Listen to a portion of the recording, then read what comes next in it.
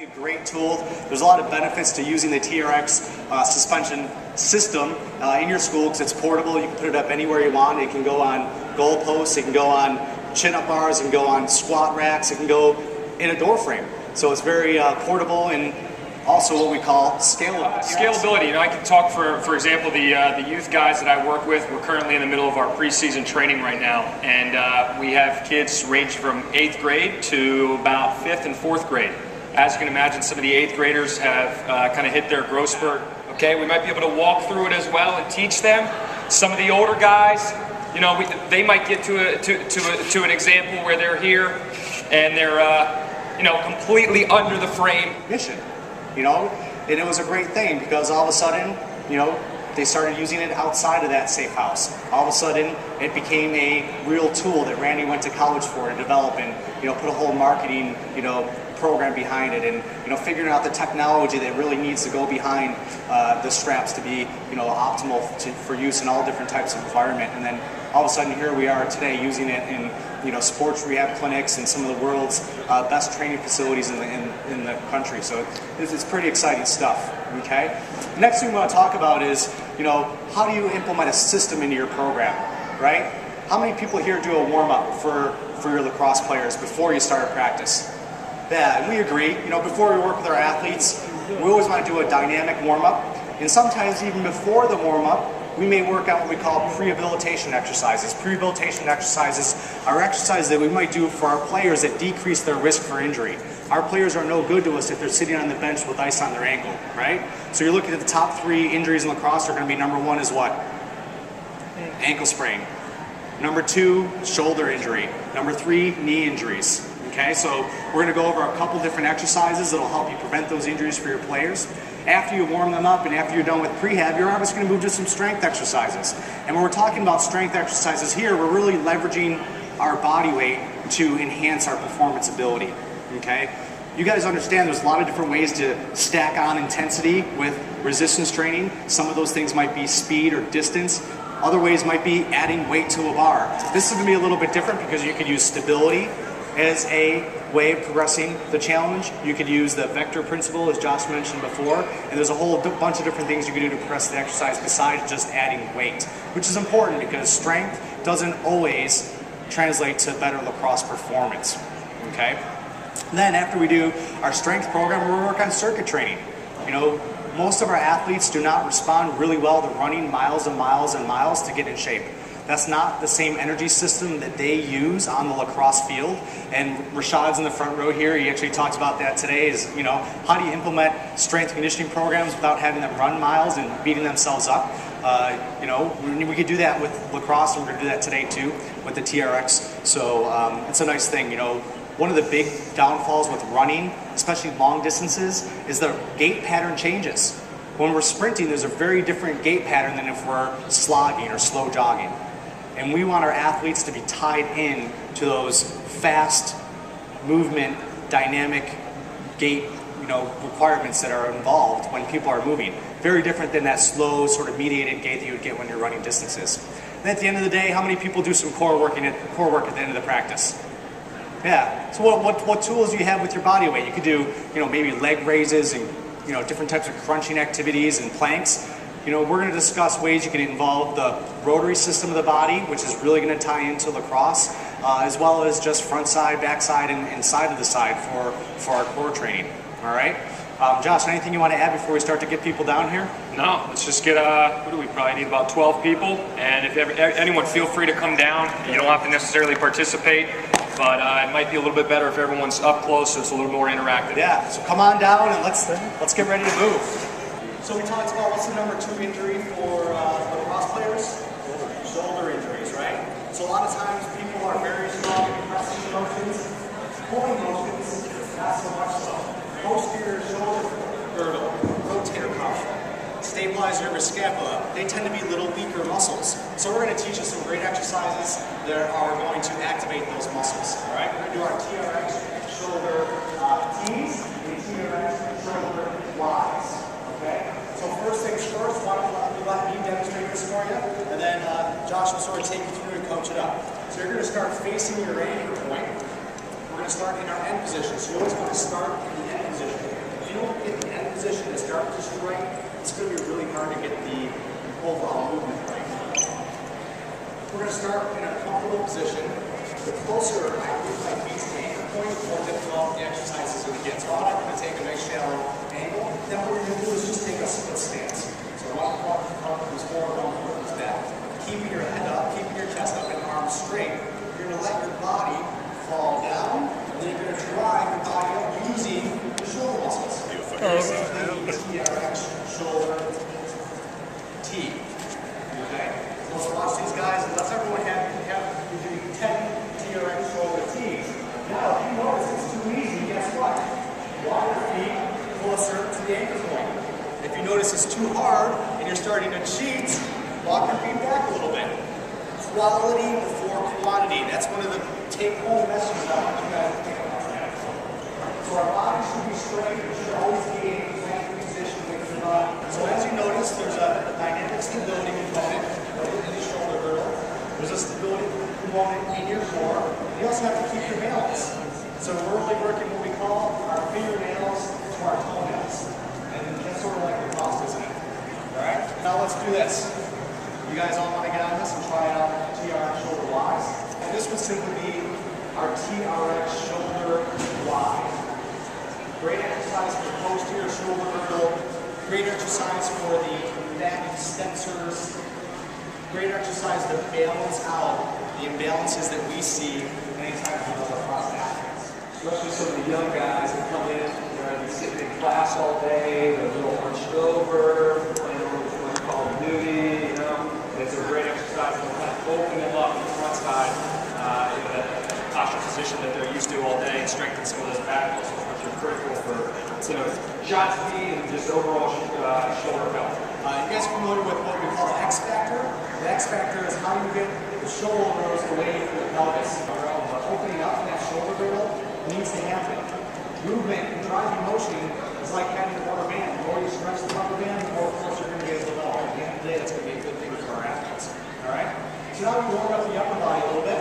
Let's talk about lower body strength. What are some key muscles in the lower body that we need to have activated and strong for our athletes? Yeah, glutes. Yeah, all the above, right? It's what I call the J-loads. We're always trying to activate those J-loads. So we're going to do a glute bridge with our feet in the foot cradles. Okay? And how we're going to do that is we're going to take the TRX, we're going to lengthen it to what we call our mid-calf position. So I want you to make sure that the handles come to about the mid-calf length of your leg. Then you're going to lie down on your back. And again, you can watch me real quick before you try. You're going to lie down on your back with your feet under the anchor point. You're going to take your thumbs in the foot cradle. Pull the TRX to the side, roll on your back, drop your heels in. Then from here, you're going to engage your glutes, drive your heels through the foot cradles into a bridge position. And what we're going to do is have you hold that position for about 10 seconds. Yeah. Now one little movement call out that I'm going to make is you want to have your toes pulled back towards your shin. What we call ankle dorsiflexion. Alright? What's the number one injury in lacrosse? Ankle sprains. So when you dorsiflex those ankles, you're going to block out the joints of your foot. You're going to make that foot more stable. You're also going to have a nice stable surface to develop strength and power from. So, on the count of 3, we're going to have everyone drive their heels through the foot cradles, squeeze your glutes to the back side of your core, and lift your hips up off the ground. So ready? 3, 2, 1, and squeeze. This is good. Keep your abs tight.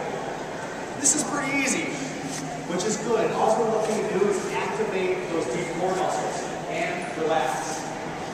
This time, what I want everyone to do is take your hands, put them up in front of your chest, put your hands together. Guess what we're going to do now? Glute bridge. 3, 2, 1, and up. Drive through your heels, squeeze your glutes, pull your toes back toward your shin, relax your shoulders, make sure you are breathing. 5, 4, 3, 2, and relax. Good. Want to know what, Josh? This looks a little easy for that.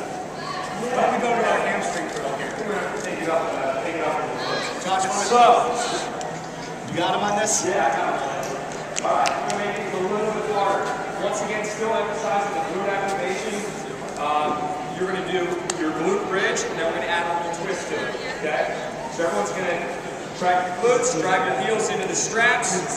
Your hips will come off the ground, and now you're going to bring your heels up towards your butt.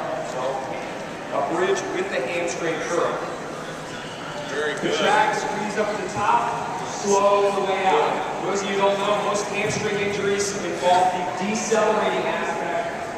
There's a deceleration that the hamstring must do when running. So really emphasizing that return, nice and slow, will hopefully prevent some of those injuries. Great work. Just 2 more reps and then get your feet out and stand up. Excellent job. Good.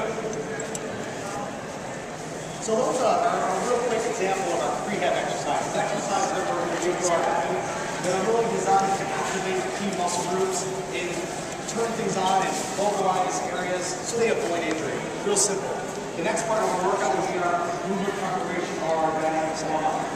Now we're going to take the TRX, we're going to adjust it to mid-length. You're going to squeeze your cam buckles, hold the adjustment tab until it reaches those little yellow lines, the little yellow dashes.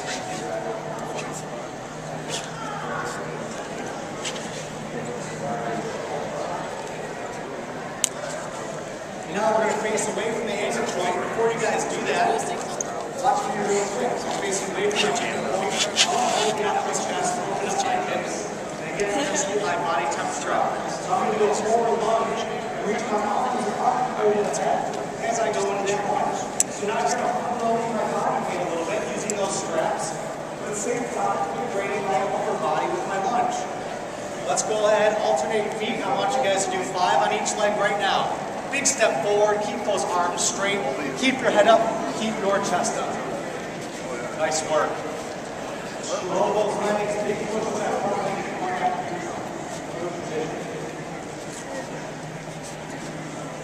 Excellent.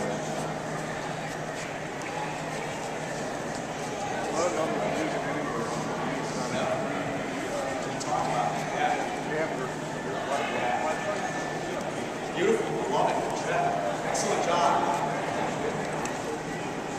All right, now we can take that one step further and progress it. Now what I'm going to have you guys do, as you lunge with the right leg forward, what you're going to do is take your arms to the right. So you're stepping, reaching to the right as you lunge with your right leg. And then guess what, as you lunge with your left leg, what do you think you're going to do? Go to the left. So now we're incorporating that little bit of rotation and that little bit of an arm reach with our lunge. Yeah, so whatever leg you're stepping with is the side you're reaching with.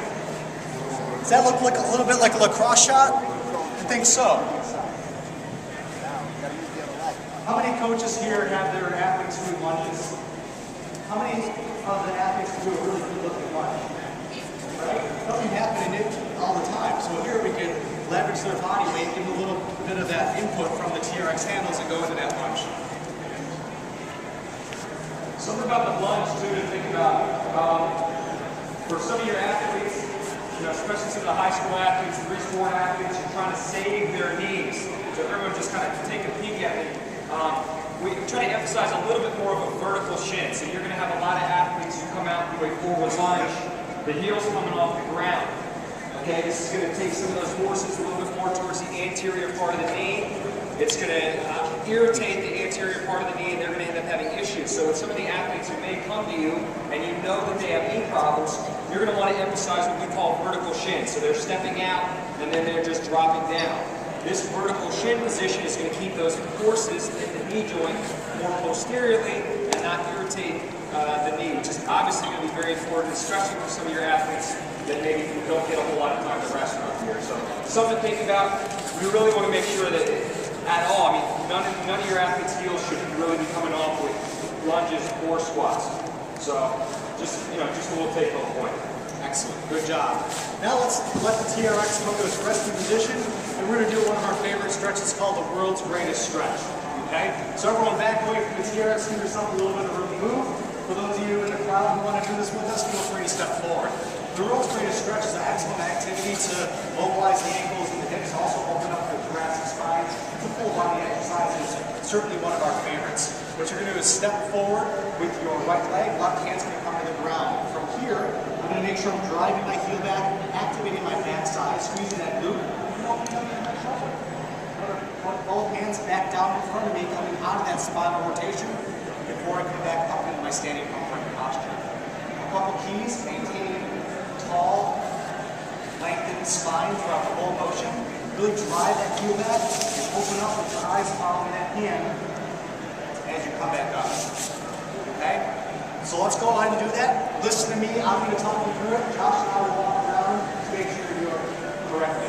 So everyone's going to step back with their left leg first. As you step back with your left leg, your left hand's going to come to the ground. Big step back with that left leg. Left hand goes to the ground.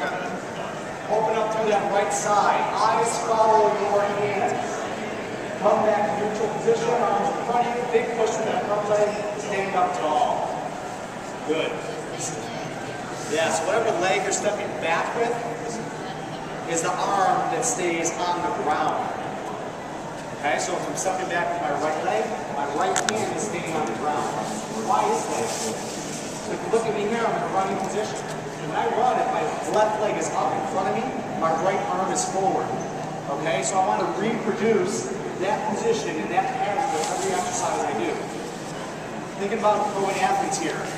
Good athletes are not going to get hurt. Good lacrosse players will get hurt. So our athletes have to be able to accelerate and decelerate in all different planes of motion. Not only that, they have to understand what basic movement mechanics are when they're on their field doing all their different drills. Okay? Let's come back to the TRX. You're going to start facing your ankle point. You're going to do what we call a side squat. We're going to start with a wide stance, toes facing forward. And now the side squat, over to the side squat will look something like this. Most of our athletes don't have the right amount of hip flexibility, coordination, core strength, and ankle mobility to do this exercise correctly. So we're going to repress that body weight exercise by using the TRX. So the TRX is going to hang out in front of us with our elbows at our side. And now you're going to do your side squat. So you're going to drive your butt back, hinge from your hip, hinge from your knee, big push from your side leg to get back up to neutral position. So as you notice, one leg stays perfectly straight, the other leg bends. Perfect. Doesn't matter what you're doing with your arms. So arms are hanging out. You can use the arms minimally. If you feel you're a little bit tighter, use the arms a little bit more. It's all about the movement quality. Good. One call out right here is Josh putting up before with shin angle and knee position. So as you're lunging, I want to really make sure my butt is driving back and I'm using that hip. Not only that, I want to make sure I'm not rolling to the outside of my foot. My big toe needs to stay in the ground, and my knee needs to stay over that big toe. Once I start to get outside of here, I'm wasting energy. Not only am I wasting energy, I'm starting to mash up and beat up some of the structures of the knee. Okay? When you think about a movement like this too, I mean, this is your lateral agility, so to speak, okay? You think about teaching your athletes how to cut and change in direction. The cue that we usually use is stepping outside of the box. You think of your body, the frame of your body as the box. I need to step outside of the box in order to go in a new direction. This particular activity is going to hopefully build some kind of competency for stepping outside of the box and planning to go in a new direction, whether it's dodging or playing defense. But there's definitely direct carryover between building strength in this exercise over what you have to do in the field. Absolutely, great point. So next exercise is called the drop lunge. First, let's do it without the TRX. Let's try it without the TRX, and we'll try it with the TRX to see if it makes it any easier on us. So this is a great exercise to open up our hips. And what we're going to do is step about a foot behind us and a foot past our center line and drop into our lunge position. I want to keep my hips square and my shoulders square. All right, we're going to do that 3 times. Try to get that knee all the way to the ground. And remember, when I'm ever working with my athletes, if I can't demonstrate an exercise, I'm in trouble. Motor learning theory tells us that in order to learn something, you need to be able to see it 3 times perfectly. And that should be carried over to the lacrosse drills as well. If you're not able to demonstrate a good dodge or a good pass, guess what? Your kids aren't going to get the idea, are they? Now go and grab your TRX and do 3 more. Then let's see what the effect is. So before, it might have been a little difficult for us. You can do this on your own. Now do your drop lunge. Step over, get your arms involved. You can probably take yourself. to a little bigger range of motion, and the quality of movement looks a little bit better. So the TRX can be great to help us unload our body, give us a little balance and stability as we're doing some of these more difficult exercises.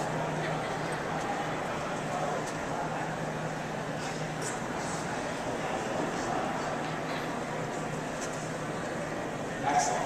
Finish up there. So now that we have you prehab, we got you rid of those imbalances, we have you warmed up. Is anyone here not warmed up yet? Good. Now we're going to move into our strengthening exercise. So again, we're going to leverage our body with TRX. Then we're on our basic pushing, pulling, squatting, and lunging. At the end of the day, those are the 4 movements that we need our athletes to be able to do